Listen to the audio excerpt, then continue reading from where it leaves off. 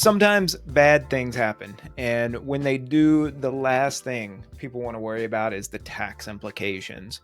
This is the third in a three-part series that I've been building up to on what I just kind of uh, sum up as the tax implications of when bad things happen. The first episode in this series was on casualty losses. What happens when stuff is destroyed or damaged beyond repair? The second episode in this series was on theft losses. What happens when somebody steals our stuff? How does that affect our taxes? This episode is going to be a little bit different because we're going to talk about the aftermath of those situations. What happens when we replace those items? This episode is on what's called involuntary conversions. As I've discussed in those previous episodes, there are tax provisions that can help alleviate some of the pain and suffering of those casualty losses or theft losses.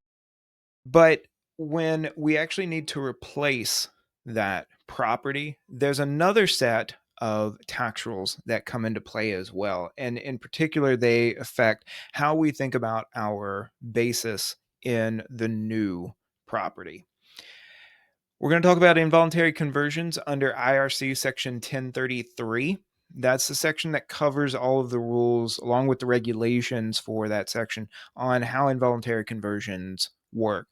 You might notice that that's pretty close to IRC Section 1031, which is on like kind exchanges. There's actually some similarity between those two principles, and I did another episode on 1031 exchanges, like kind exchanges, but 1033 is a different set of rules for a different set of circumstances. A like kind exchange is when we're going in and we're just exchanging one kind of business property for another. And since the Tax Cuts and Jobs Act, that's been limited down to only talking about real property. So usually we're talking about rental properties. Here with Section 1033, it's actually much broader scope of what can be replaced under an involuntary conversion. Real estate and real property is still part of it, but it can actually apply to personal property as well. So whether you lose a house in a fire, or you have land taken by eminent domain, or you own property destroyed in a natural disaster, Section 1033 can offer tax relief by allowing either a non-recognition of the gain on the sale of the converted property and then the replacement property, or in some circumstances, there might be a deferral of gain when that replacement property is purchased. I'll walk through how these involuntary conversions work, what qualifies for this treatment, and then what traps to avoid when we're advising clients through some of life's most disruptive events. In this episode, we're going to look at what an involuntary conversion actually is, what the definition of it is, and what kinds of situations qualify as an involuntary conversion. We're going to look at the criteria for successful non-recognition of gain following an involuntary conversion. That's our ideal situation from a tax perspective, when we have a complete non-recognition of gain. However, there are some circumstances where we can still benefit, even if we don't meet those criteria. And so we'll look at the available election to defer recognition of gain in certain circumstances under these involuntary conversion rules. We'll also look at how to calculate the basis of the replacement property following an involuntary conversion. Before we get started, I want to go back to a case study that I used to frame the casualty loss episode. In that episode, I talked about Jessica owning a small print shop in North Florida, and she was operating that print shop out of a commercial building that she owned for over a decade. She reports that activity on a Schedule C, and in late 2023, a hurricane caused extensive damage to both the building and her printing equipment. Her property insurance covered the building only. The building's basis was $200,000 with a fair market value of $400,000, but insurance paid out $250,000. Now, in that episode, I said that she considered the building a total loss. She paid for minimal cleanup and repairs, and she decided to lease another property instead. What I want to do in this episode is think about if Jessica could have handled this situation a little bit differently. If you haven't listened to that episode on casualty losses, you might want to pause and go back and listen to that. In fact, in that episode, I concluded by showing how she actually had about $50,000 of gain, of recognized gain from the way she handled that casualty loss with her with the building. In this episode, I want to talk about how she might have handled that a little bit differently from a tax perspective. So let's get into what an involuntary conversion is. In order to qualify for gain, non recognition, or deferral under IRC 1033, the conversion has to be either compulsory or involuntary. These are the two terms that show up either in the regulations or in the case law around involuntary conversions.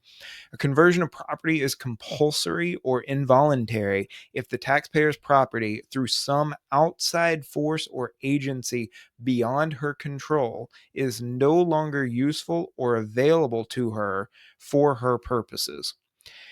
There's going to be a set of situations where this can happen. Automatically, casualties and thefts qualify.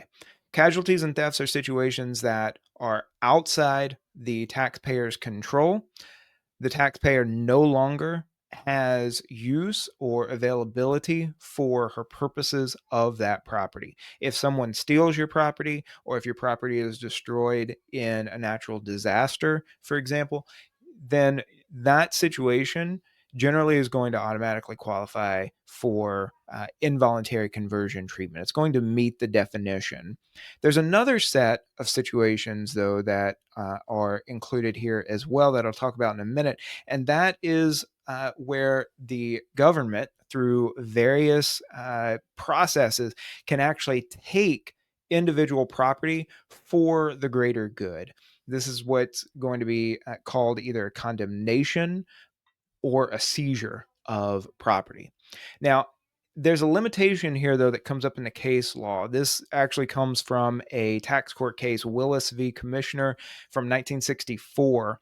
If the property could have been reasonably repaired or restored to working condition, but the owner chose to sell instead, then the conversion was not involuntary. This is an interesting court case. It actually deals with a company that ran transport ships up and down the Atlantic coast of the U.S. One of the ships ran aground, and the company, after a while, got some bids to repair it, decided they didn't want to go through that, ended up selling it instead, bought a replacement ship, and tried to treat this as an involuntary conversion. Tax court actually agreed with the IRS and said, you got some bids to repair the boat. You could have repaired it. You just chose not to. That doesn't qualify as that ship no longer being useful or available for use. It just needed some repairs. So that's a limitation to keep in mind, that if the property could be repaired and restored under normal sort of repair or restoration conditions, then it's generally not going to qualify as an involuntary conversion. If it's been damaged beyond repair or completely destroyed, then it's typically going to qualify for this treatment.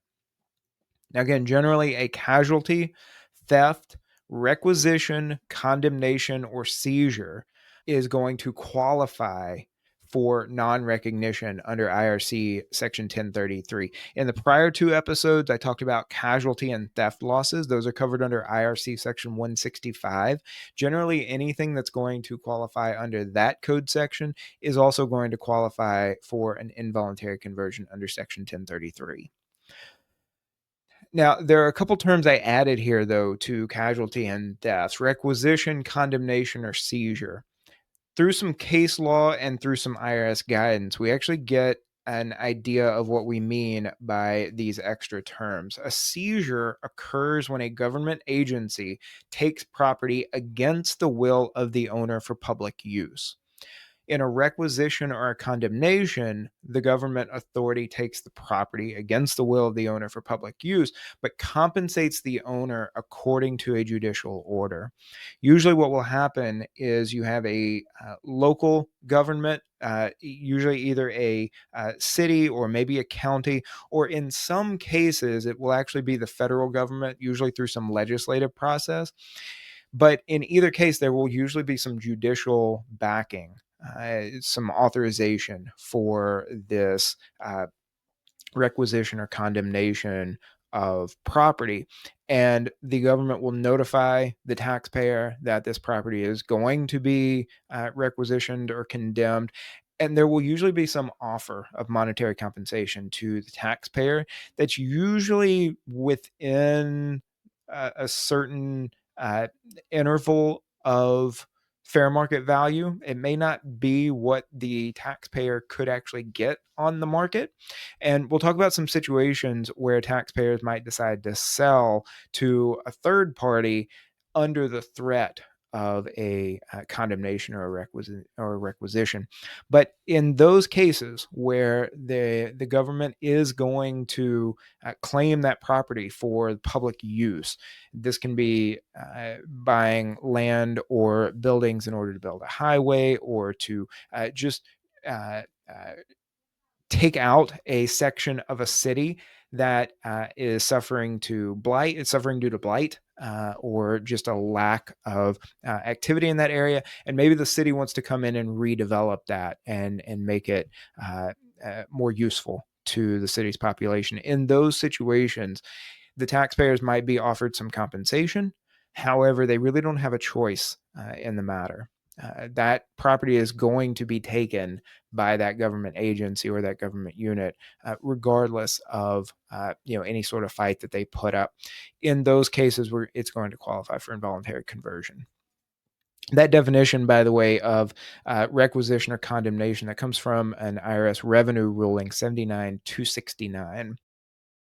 And also, even a threat or imminent condemnation or requisition can qualify for an involuntary conversion. That actual condemnation or requisition doesn't have to actually have already occurred. So, a threat or imminence of condemnation exists when a property owner is told, either directly by a government official or through confirmed news reports, that the government has decided to acquire the property for public use, and the owner reasonably believes condemnation will follow if a voluntary sale doesn't occur. That comes from Revenue Ruling 63-221. So it's entirely possible for a taxpayer to just hear substantial, significant reports of an oncoming condemnation, and from that decide to sell the property either to a government agency once that offer comes in, or to a third party. And in that case, that's still going to qualify as an involuntary conversion.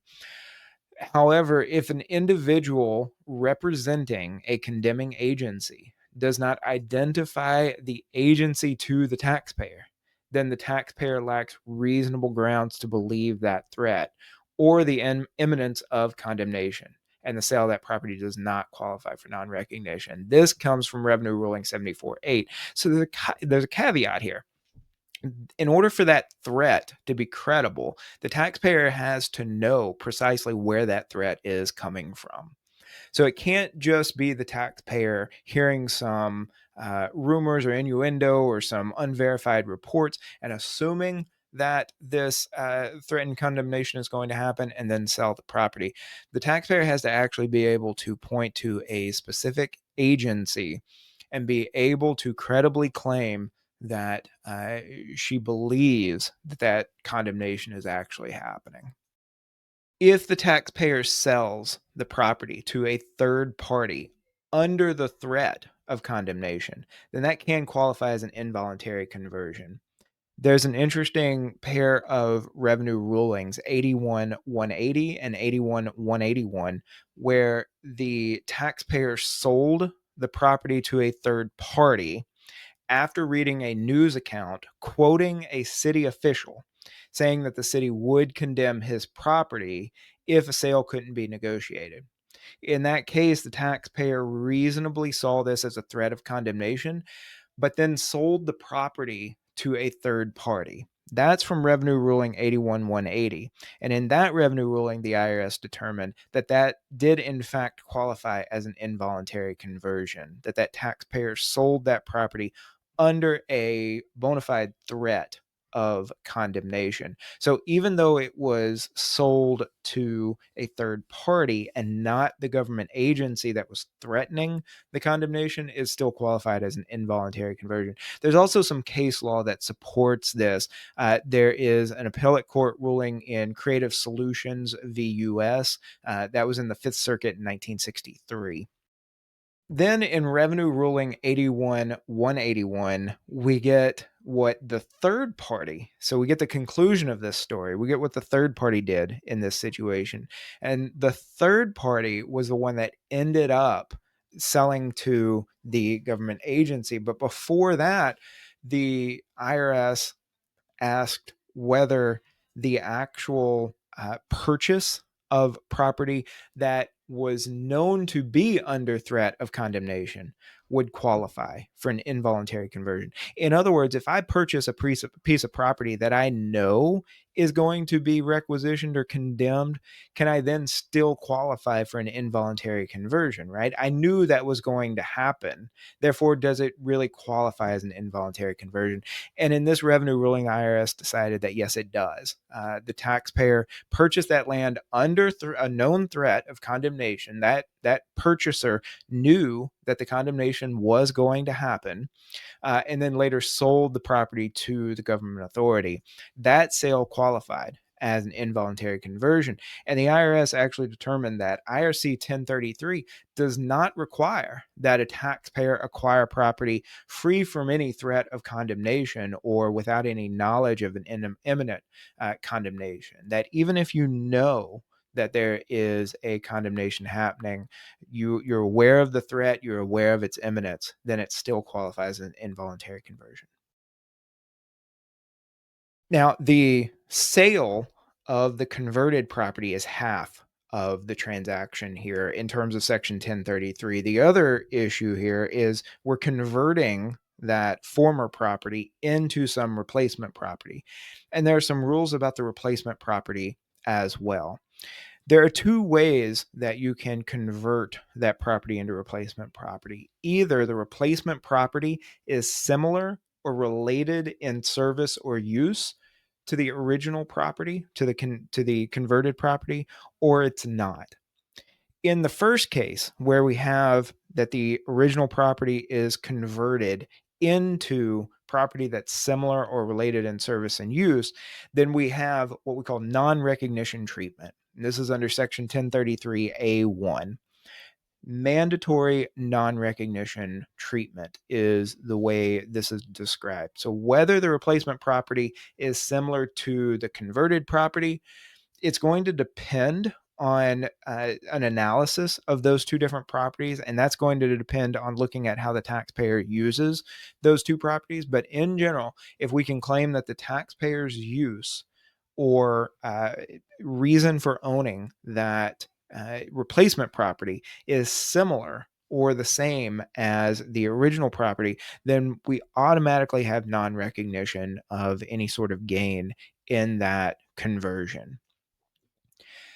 Similarity. What does this actually mean? Well, it depends on whether the taxpayer uh, uses the original and replacement property or whether the taxpayer just merely owns those properties. In other words, is that investment property?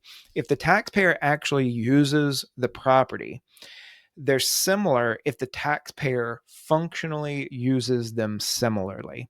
There's actually a pretty significant amount of case law that looks at situations where the taxpayer had the original property involuntarily converted into a replacement property, and then the IRS would reject the claim of non recognition due to an involuntary conversion because the IRS thought that the use of the replacement property wasn't similar enough to the taxpayer's use of the original property.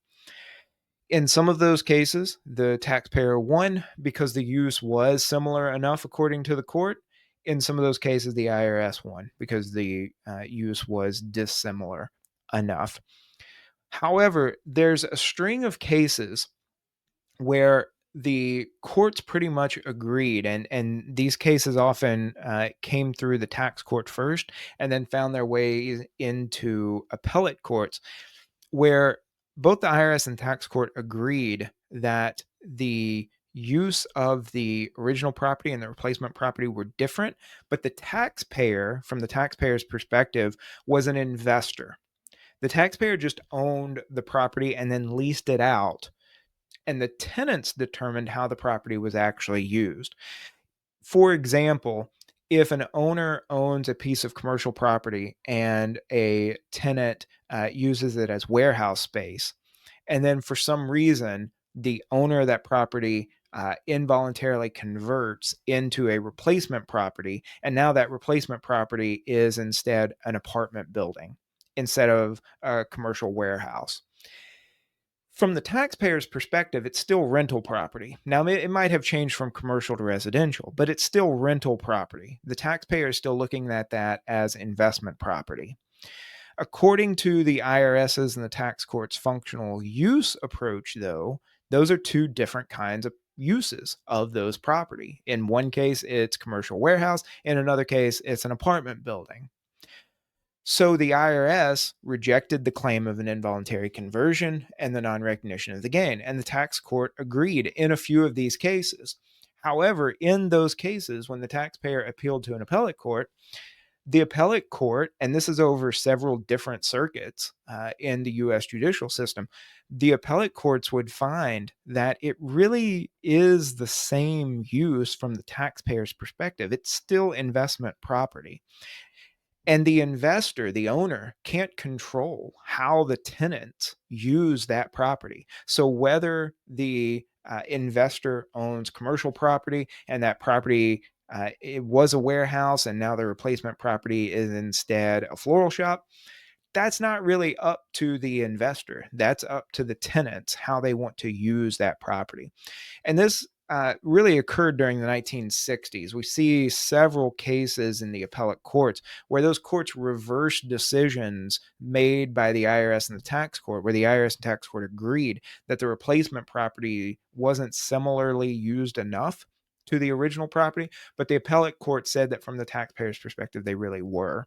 And even this wasn't throwing out the tax court's functional use test. It was just saying that in cases where the taxpayer is an investor, is an owner of a rental property, that the functional use test really doesn't apply. And we definitely can't apply it at the level of the tenant. We have to apply it at the level of the taxpayer. And from the taxpayer's perspective, the functional use is pretty much similar. That Leont Record versus Commissioner, this was in the Second Circuit in 1962, and then Loco Realty v. Commissioner. This made it into the Eighth Circuit Appellate Court in 1962 also. And these two cases are representative. There are several others that are similar. Really, in the late 50s, early 60s, we get a lot of court activity over these involuntary conversion. And it's kind of an interesting period to see how this principle it gets developed through some of these court cases. If the taxpayer converts property into a replacement property that is either dissimilar in terms of its use by the taxpayer or into money, in these cases, then it's no longer a question of not recognizing the gain. Rather, it's a question of deferring the gain. So a taxpayer generally has to recognize the full amount of gain on a conversion if she receives cash or if the replacement property is not similar or related in service to the converted property. But in Section 1033A2, the taxpayer is allowed to elect to defer the gain if within a specified replacement period she acquires property similar or related in service or use to the converted property. There's also another option where the taxpayer can instead acquire stock that gives the taxpayer a controlling interest in a corporation, at least 80% control of that corporation that owns property similar or related in service or use to the converted property. So in other words, there's an out here where instead of just directly purchasing the property, that taxpayer can actually purchase a controlling interest in a corporation that owns property of a similar use. I'm not exactly sure when or why this would happen, but it's there just in case. And so that election is important to keep in mind. In a lot of cases, especially in the modern economy, the individual taxpayer is not going to directly replace one kind of property with another. Instead, what's going to happen is that taxpayer is going to get some kind of compensation. Either that's going to be compensation coming from a government authority that is condemning property, or it's going to come from an insurance payout. In those cases, the replacement property in the meantime is cash for that taxpayer. And here in these cases, the taxpayer has a choice. The taxpayer can keep the cash. And in that case, there is not going to be any sort of non-recognition of that gain. That gain is going to have to be recognized when the taxpayer receives that insurance payout or that payout from the condemning government agency. However, the taxpayer can elect to purchase replacement property within a specified replacement period.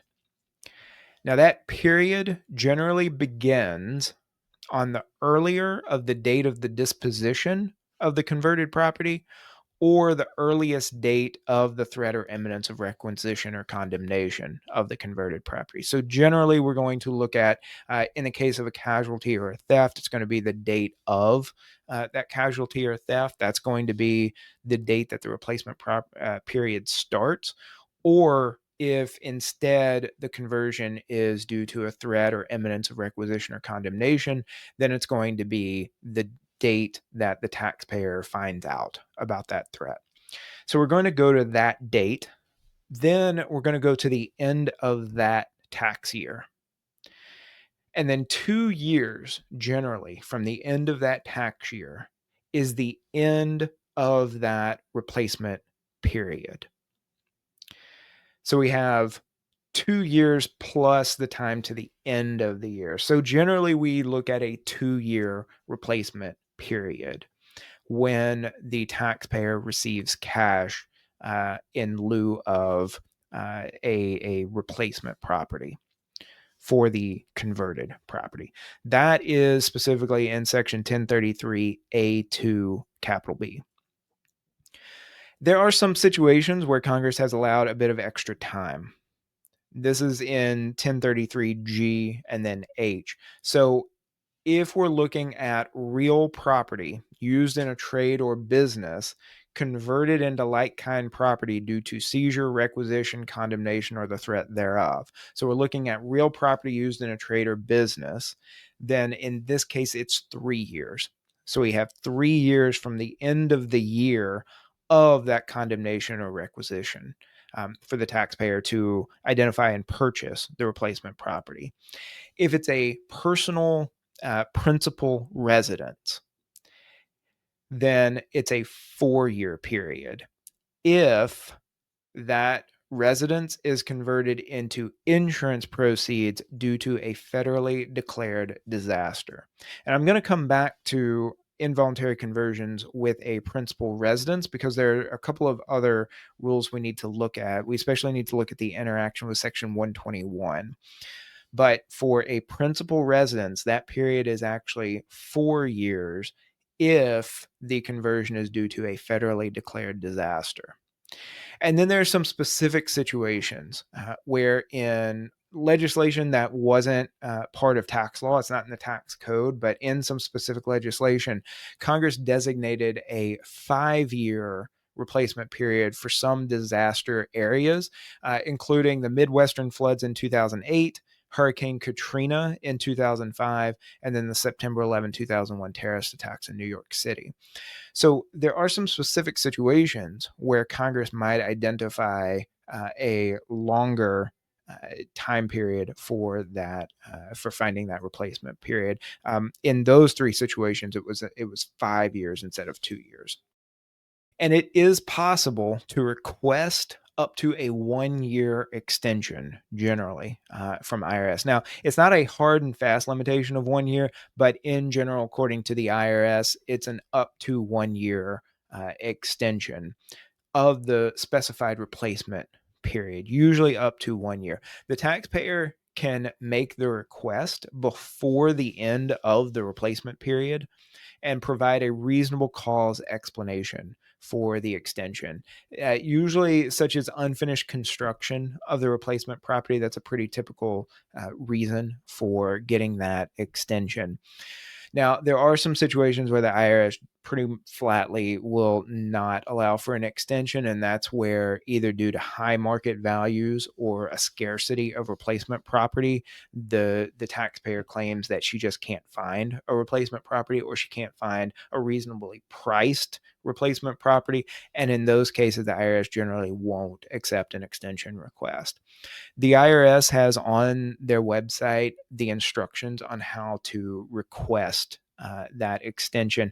There's essentially a cover letter that needs to have some identifying taxpayer information, and then the request itself, where the taxpayer explains the situation, the converted property, the attempt to find replacement property, and give that reasonable cause explanation for needing extra time. This all comes from Treasury Regulation Section 1.1033A hyphen 2C3, as well as a couple of revenue rulings 6069 and 76540. So in those revenue rulings and in that regulation, we get these rules for these extensions. It's up to 1 year. It might make the difference between that taxpayer being able to actually find the replacement property or not, but it is a limited extension to that period. Like I said, when it comes to replacing a principal residence in an involuntary conversion, we actually first have to look at Section 121 and how that applies to a principal residence first. I've got a prior episode on Section 121 and how that affects a taxpayer situation when she sells her principal residence. Recommend going back and listening to that episode if you haven't already. But if a taxpayer realizes a gain from an involuntary conversion of a principal residence as defined in Section 121, then she first applies Section 121 and treats that conversion as a sale or exchange, and therefore excludes up to $250,000 or $500,000 of married filing jointly of the gain from that home. So apply Section 121 first when the converted property is the taxpayer's principal residence. And like I said, I definitely recommend going back and listening to episode 9 on selling principal residence if you haven't listened to that episode yet. If there is any gain from the conversion of the principal residence in excess of the amount that can be excluded under Section 121, then the taxpayer can defer the excess gain by purchasing a qualifying replacement property.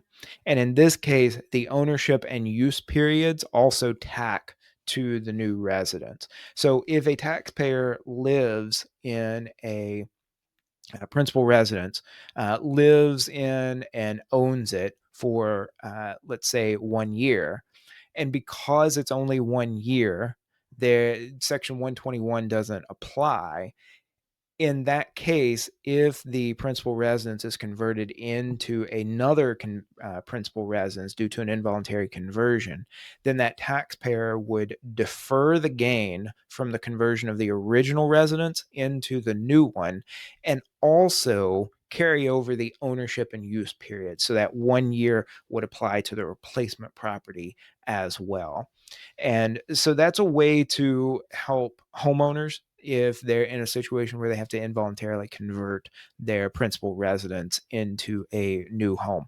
But it's important to keep in mind that we first apply the Section 121 exclusion before we can use Section 1033 to defer any gain.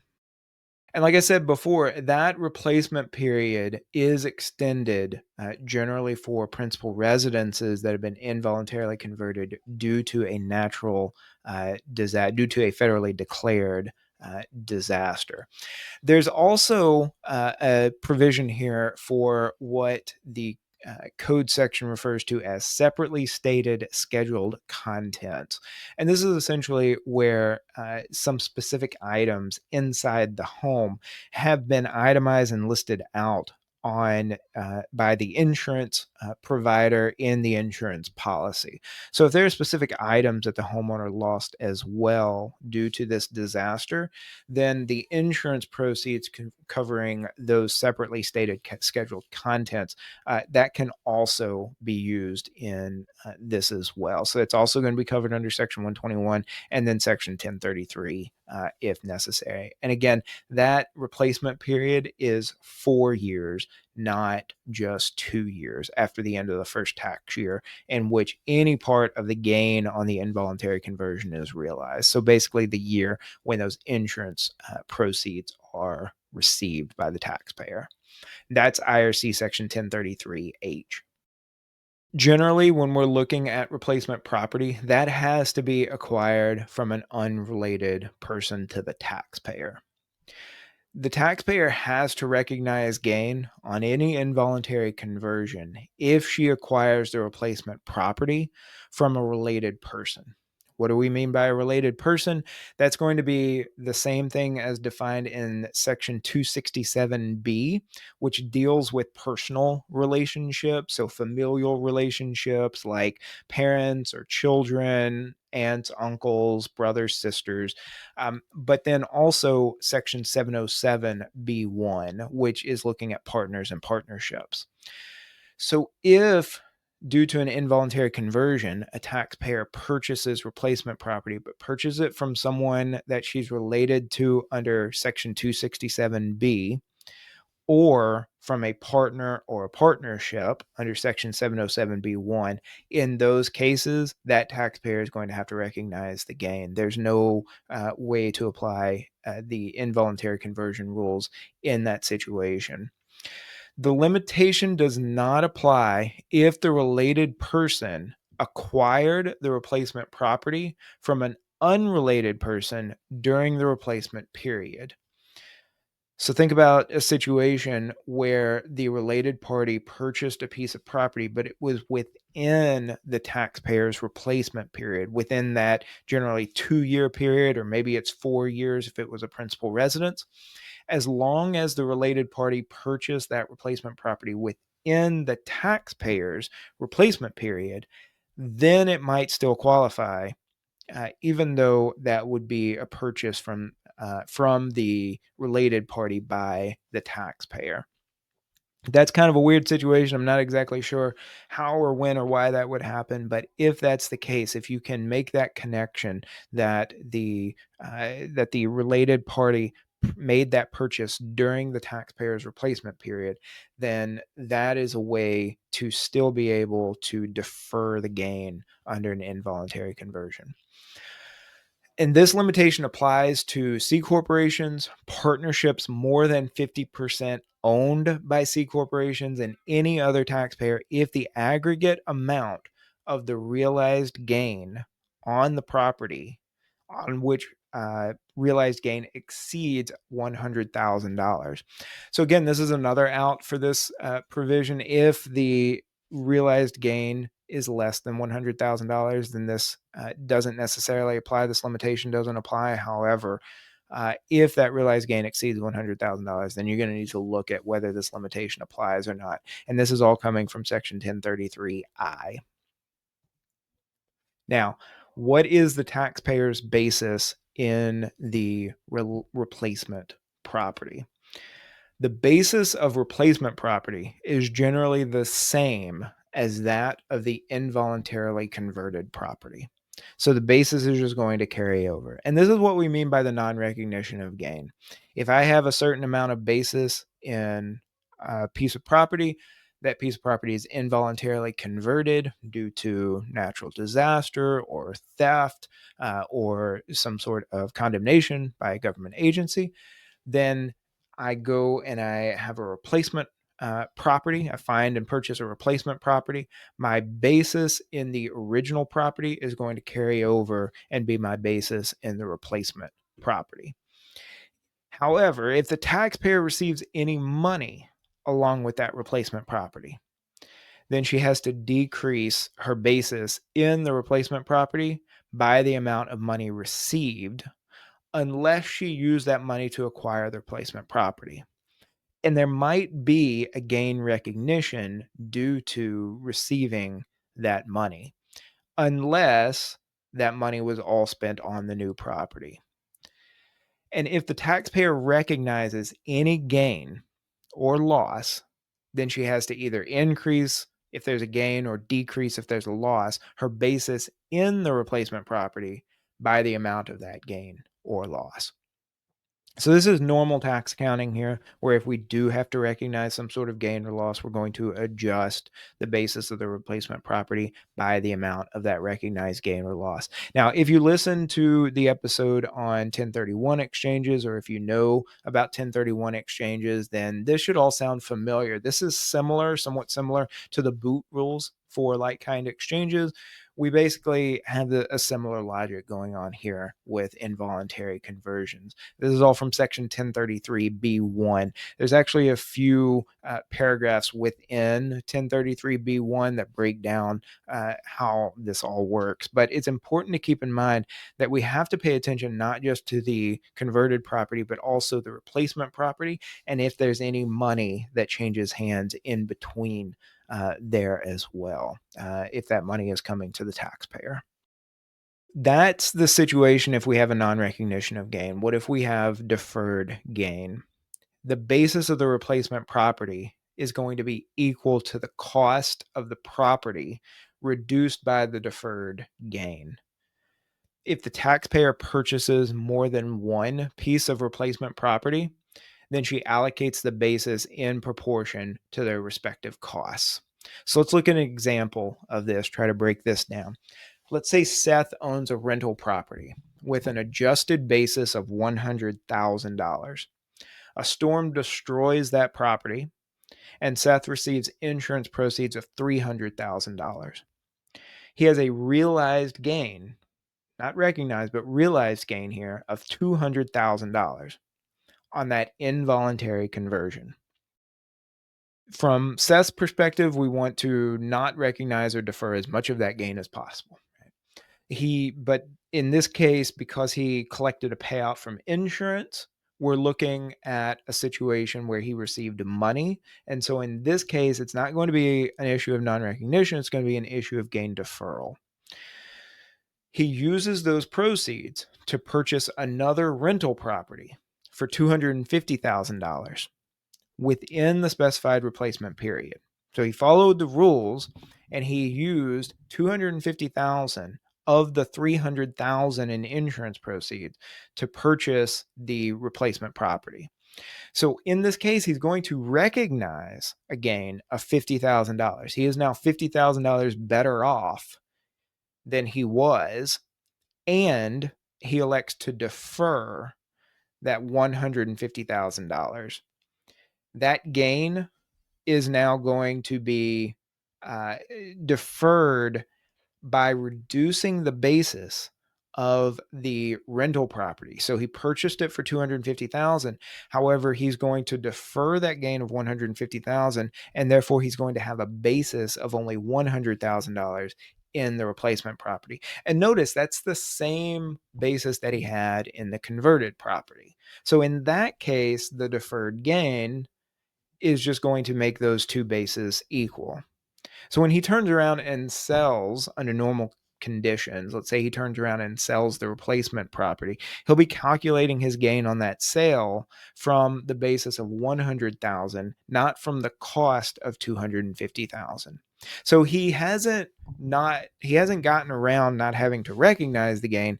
He's just deferred that gain into the sale of the replacement property. So this is a short term or maybe medium term, depending on how long he holds that replacement property. But this is just deferring gain. This isn't eliminating gain. There is not going to be any sort of step up or anything like that here. He's just going to be able to defer that gain until he disposes of that replacement property. I mentioned earlier that there's an option for taxpayers to purchase stock in a corporation, a controlling share, or at least 80% of controlling shares in a corporation, and that corporation then owns replacement property that is similar in use or function to the converted property.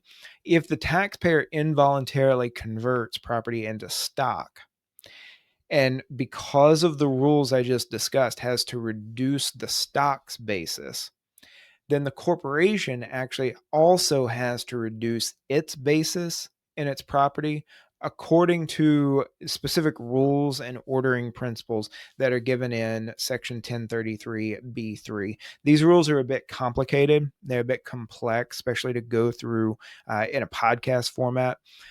Really, and I don't see a lot of cases where this would actually happen in normal practice of a small to medium accounting firm. However, if you run into a situation where the taxpayer takes the route of purchasing stock in a corporation that then owns the replacement property, in that case, you might have to look at whether not only the taxpayer's stock basis has to be reduced, but also therefore the corporation's basis and its assets has to be reduced. That's a really interesting connection there. We don't see that often, where usually a corporation's stock and its basis and its assets, we keep those two things separate. In this situation with an involuntary conversion, because we're talking about that taxpayer having a controlling interest, at least 80% of the stock in that corporation, we do have to make that adjustment so that the corporation's basis in its assets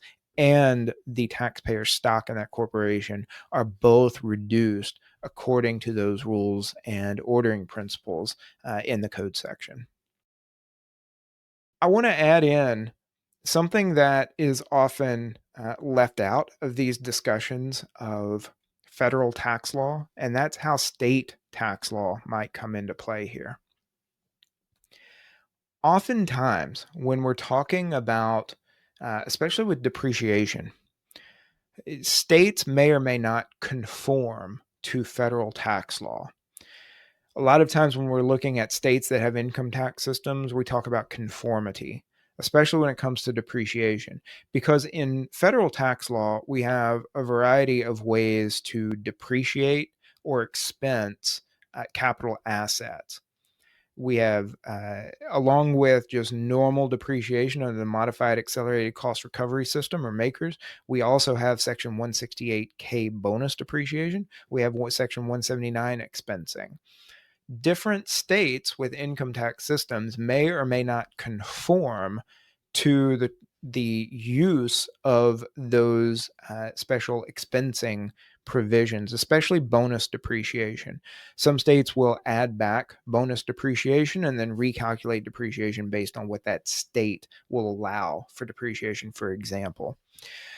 When it comes to Section 1033, most states will conform to that. However, you should still look at whether your state does, in fact, conform to that non recognition or that deferral of gain. So, in general, always review state law to ensure conformity with any federal tax provision, but especially with IRC Section 1033. For example, Oregon requires a taxpayer who purchases a replacement property outside of Oregon to add back to federal taxable income the deferred gain upon the sale of the replacement property. So this won't affect the taxpayer when the taxpayer has the actual conversion into the replacement property, but it will affect the taxpayer when she goes and sells the replacement property. And added to that, in the meantime, in order to help the state track that, the Oregon Department of Revenue may, in terms of Oregon's statutory law, the Department of Revenue may require taxpayers owning replacement property outside of Oregon to file an annual report on that replacement property. That's from Oregon Revised Statute Section 316.738. Now, this is kind of a weird example. Oregon is still, for the most part, going to conform to Section 1033 here, unless the taxpayer purchases that property outside of the state of Oregon.